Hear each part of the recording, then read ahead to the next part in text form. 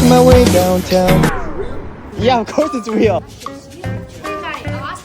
I don't know, from the market. I'll give you this king crab if you teach me how to prepare it. You down for a challenge? Okay. This costed $460. Right. You just chop off the leg like that, now steam it.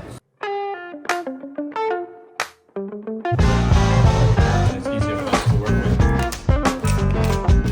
To be honest, this is my first time working with a king crab as well. You should have told me before I gave it to you. Wow. Wow, that's a big piece of meat. A little ruffle paste on top, and also wasabi dressing. Top it all with some chives. That's really appetizing. Recommended. What are we gonna do with the rest of the crab? You can eat from this.